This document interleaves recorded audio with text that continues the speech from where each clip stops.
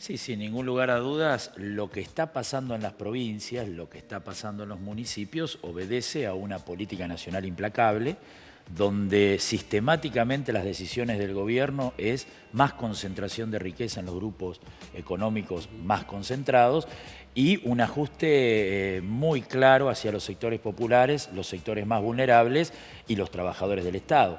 No hay un presupuesto en las provincias que no sea un presupuesto de ajuste, de financiamiento en las áreas sociales, precarización laboral y endeudamiento irresponsable caracterizan a cada uno de los presupuestos en las provincias y al Estado Nacional. No hay una sola provincia o no hay un solo municipio en el cual la discusión salarial no sea a la baja. ¿Qué quiero decir con esto? Que los aumentos salariales están muy por debajo del poder adquisitivo y hay despido en todas las jurisdicciones. Si la política de Estado es una que se derrama en las distintas jurisdicciones, entonces la respuesta de nuestro gremio es una y es a nivel nacional y se va a expresar en todo el territorio nacional en el día de hoy.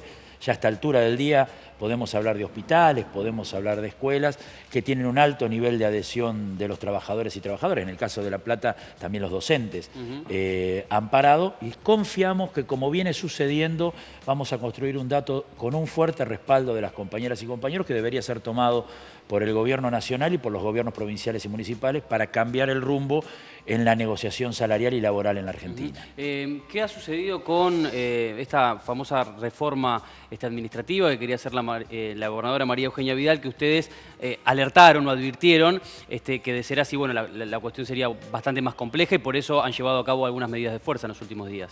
Sin ningún lugar a dudas, el gobierno provincial, que tuvo una oportunidad, a nuestro entender, en los primeros días de gobierno, no tomar el voto como una apuesta a la filosofía neoliberal, desgraciadamente no lo hizo y lo tomó como un respaldo a volver al neoliberalismo. ¿Qué quiero decir con esto?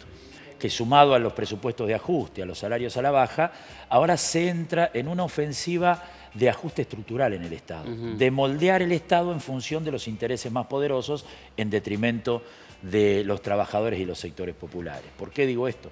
Porque han entrado en la legislatura provincial dos proyectos de ley, uno de reforma administrativa, de emergencia, perdón, administrativa y tecnológica, y el otro de modernización del Estado, que combinados con el decreto 230 que firmó la gobernadora y otro que está a la firma de la primer mandataria de la provincia, significan el desguace del Estado por un lado, licencia para hacer todo tipo de negociados del sector privado sin ningún control en el Estado provincial y una mayor precarización laboral para los trabajadores y trabajadoras. ¿Eso implicaría alguna cuestión con el pase a planta permanente, por ejemplo, que está frenado, según dicen? Sí, la posibilidad de pérdida de derechos. En lo concreto, ¿por qué decimos nosotros que se permite el ingreso del sector privado con su voracidad para desguazar el Estado? Porque los proyectos de ley eliminan o limitan las herramientas de control que hoy tiene el Estado. Un ejemplo, alguien que quiera hacer un contrato con el Estado ya no necesita estar en la lista de proveedores del Estado. Por lo tanto, puede haber tenido una mala conducta a lo largo de los años con el Estado y puede conveniar con el Estado y recién después se lo incorporaría al listado de proveedores. Pierde el control del proceso el Estado. ¿Por qué decimos que se precarizan las relaciones laborales? Porque hay una combinación entre los proyectos de ley y los decretos que están a la firma. En primer lugar, el proyecto de ley genera una nueva forma de relación laboral que se llama contrato autónomo, que expresamente dice que no implica los derechos que le da la ley 10430 a quienes están contratados. Y por otra parte, también, de manera expresa, dice que no implica expectativa de pase a planta permanente con posterioridad. O sea, clausuran, por un lado, los derechos, los pocos derechos que te da la ley de 430 a quien no tiene estabilidad laboral y clausuran la posibilidad en el tiempo de pasar a planta permanente. Pero además, si me permitís, y ahí cierra la cosa, el decreto que está a la firma de la gobernadora es un decreto que congela totalmente las vacantes para ingresar a la ley 10430. Entonces, congeladas las vacantes de la 10430, la única forma de ingreso es la del contrato autónomo. O sea, el que ingrese al Estado va a entrar súper precarizado. ¿Y qué va a pasar con los más de 10.000 trabajadores temporarios mensualizados de la Dirección de Escuelas que vence su contrato el 31 de diciembre?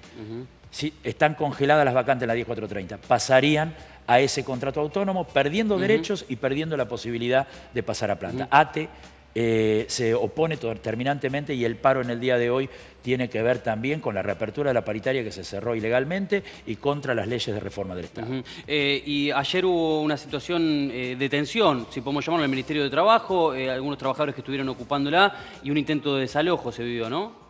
Una intervención poco feliz de los funcionarios del Ministerio de Trabajo, había una ocupación pacífica, estábamos reclamando que se cumpla con la ley, que se cumpla con la ley. La justicia hace más de un mes fue muy clara, intimó al gobierno de la provincia que no cerrara la paritaria porque había una mayoría dudosa. Sí. La ley exige por lo menos una mayoría simple y clara para cerrar la paritaria. La gobernadora, en nombre de los tres poderes, los neoliberales hablan siempre de la independencia de los tres poderes, mientras les sea funcionales. Como en este caso, desoyeron, no le era funcional, desoyeron el dictamen de la justicia, la paritaria se cerró de manera ilegal. Y entonces se decidió una ocupación pacífica en el Ministerio de Trabajo exigiendo que se cumpla la ley. Lamentablemente, algunos funcionarios que parecían más los jefes de la esquina del barrio que funcionarios de un gobierno intentaron apretar para desalojar. Esto no pudo, no fue, obviamente. Y continuaron. Y se firmó un acta. El gobierno tuvo que reconocer y se firmó un acta en la cual se comprometen a habilitar distintas mesas de negociación. Esperemos que cumplan con ese compromiso.